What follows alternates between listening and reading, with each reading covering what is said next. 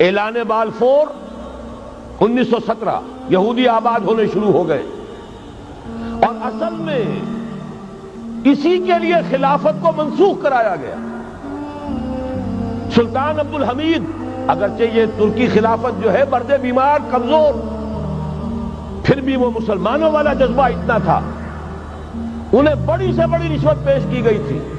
ظاہر بات ہے یہودیوں سے بڑھ کر رشوت دینے والا کون ہو سکتا، جن کے ہاں ایسے بینکر ہوں جو 40 بلین ڈالر کا ایک چیک لکھ سکے۔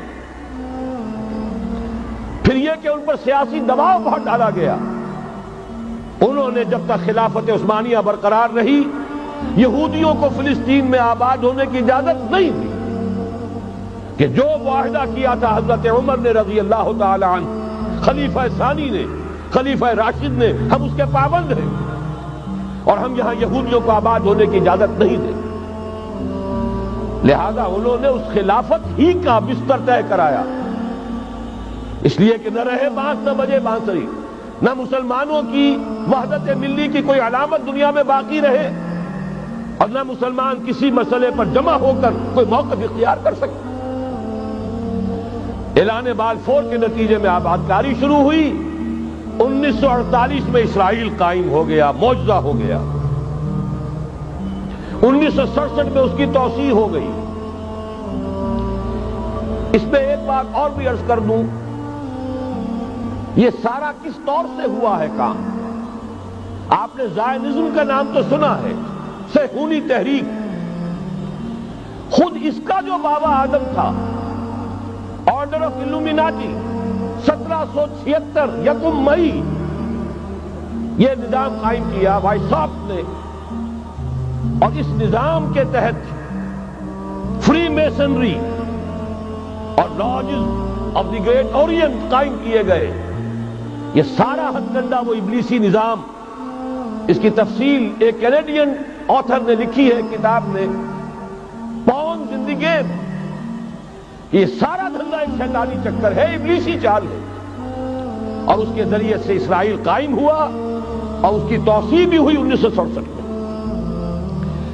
اب یہاں تک پہنچنے کے بعد ان کے پیش نظر بقیہ دنیا کی تسخیر اور اسے فتح کرنے کا معاملہ ہے، اور سب سے بڑھ کر اسلام کی بیخکنی اور اس کا راستہ روکنا، یہ ان کے پیش نظر ہے۔ یریدون لیطفئوا نور اللہ بافواہہم۔ صورت اس وقت کیا ہے؟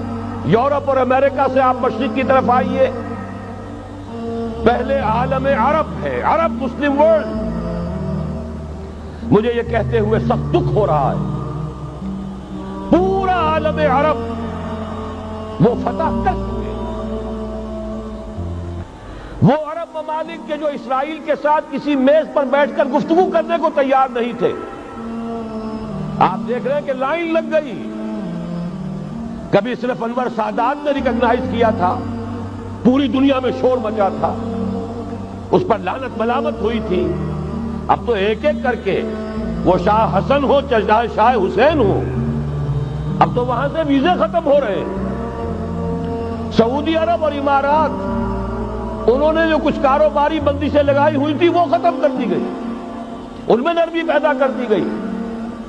یہ صورتحال ہے کہ واقعتاً ان کی جو عالمی تسخیر کا پروگرام ہے وہ آگے بڑھ رہا ہے، اور بدقسمتی سے امت مسلمہ کا جو قلب ہے، اس امت کا قلب امیین پر مشتمل ہے۔ هو الذی بعث فی الامیین رسولا منہم یتلو علیہم آیاتہ ویزکیہم الی آخر الآیہ۔ حضور بھی امی تھے، انہی میں سے تھے صلی اللہ علیہ وسلم، لیکن آج وہ قلب جو ہے عالم اسلام کا، وہ یہودیوں کے شکنجے میں کسا جا چکا ہے۔ اکثر وہاں کے جو حکمران ہیں، امریکہ کے ایجنٹ ہیں، سٹوڈیز۔ یہ حالات جہاں تک عالم عرب کا تعلق ہے، تلخ حقائق ہیں جو بیان کر رہا ہوں، اس لیے کہ آپ کے سامنے رہنا چاہیے۔ یہ جو اقبال نے کہا کہ دنیا کو ہے پھر مار گئے روح و بدن پیش، ابلیس نے پھر اپنے درندوں کو ابھارا، اللہ کو پامر دیے مومن پہ بھروسہ، ابلیس کو یورپ کی مشینوں کا سہارا۔ یہ دوبارہ ایک بہت بڑے پیمانے پر حق و باطل کا گھمسان کا رنگ پڑنے والا ہے۔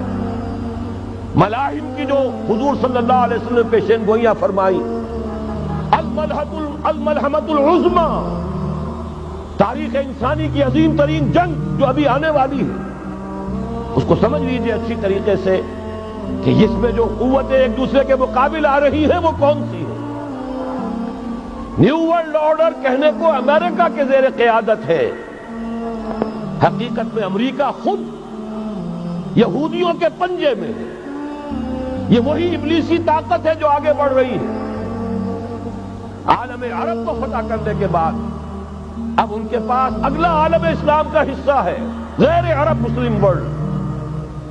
ایران ہے، اس کے شمال مشرق میں ترکستان ہے، روسی اور چینی، مشرق میں افغانستان ہے، پاکستان ہے۔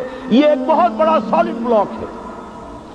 اس کے بعد اگرچہ ہندوستان آتا ہے، بھارت، ظاہر بات ہے کہ وہاں مسلمان اقلیت میں ہیں سوائے کشمیر کے، لیکن یہ نوٹ کیجئے کہ وہاں بھی کم سے کم 15-18 کروڑ مسلمان موجود ہیں۔ آج بھی دنیا کا سب سے بڑا ملک جس میں مسلمانوں کی تعداد اور جن کی نفری سب سے بڑھ کر ہے وہ بھارت ہے۔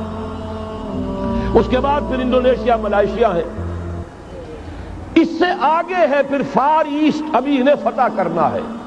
نیو ورلڈ آرڈر کا یوں سمجھیے کہ ابھی یہ ہارڈ نٹ ٹو کریک، ابھی ایک لوہے کا چنا ہے، چائنا کی شکل میں موجود۔ اور مجھے یاد آ رہا ہے ڈیگال کے الفاظ بہت سے لوگوں نے سنے ہوں گے، اس نے کہا تھا کہ ہم نے خامخواہ روس کو اپنا دشمن بنا لیا ہے، وہ تو ہمارا بھائی ہے، وائٹ ریسس، وہ تو بنیادی طور پر یورپین قوم ہے۔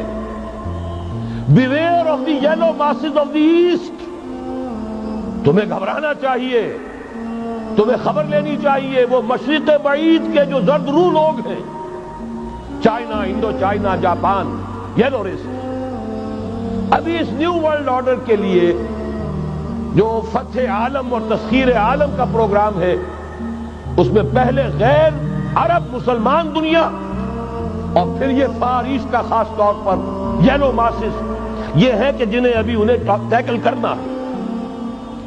اور اسی لیے میں عرض کرنا چاہتا ہوں، حقائق ہمارے سامنے رہنا چاہیے۔